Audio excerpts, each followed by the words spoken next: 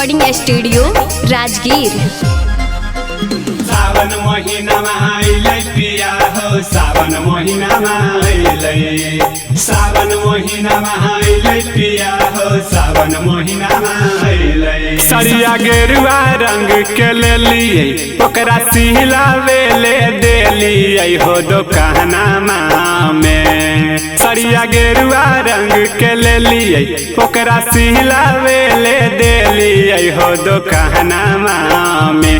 तपिया हो हमहू देव घर जाई बैसावनमा में। राजा हो हमहू देव घर जाई बैसावनमा में।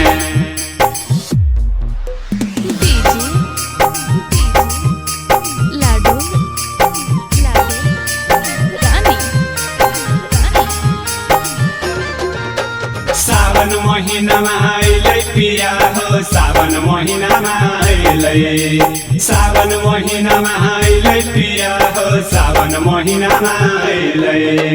पटना से कांवर पिया कीन ले हम हो, ले के कांवरवा पिया चलबै छमा छम हो। पटना से कांवरवा पिया कीन ले हम हो, ले के कांवरवा पिया चलबै छमा छम हो। हम तो तोहरे संगे जइबै, तो जे खैबो उहे खैबै पिया हो खाना में। हम तो तोहरे संगे जइबै, तो जे खैबो उहे खैबै पिया हो खाना में।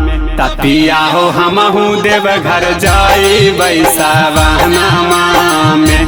राजा हो हमहू देव घर जाई बैसावनमा में।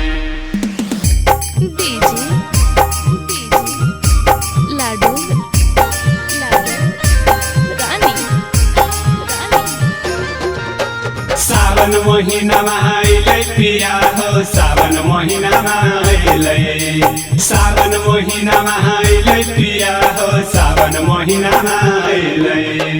बात माना सहिया हमर मानला कहनामा, कहिए से लागल है कई हमारो सपनमा। बात माना सैया हमर मानला कहनावा, कहिए से लागल है कई हमारो सपनावा। हमर सूरज हो सहजनवा, बजते तोहरे जीगनवा भोला भवनवा में। हमर अभिराम सहजनवा, बजते तोहरे जीगनवा भोला भवनवा में। तपिया हो हमहू देव घर जाई बैसावनमा में।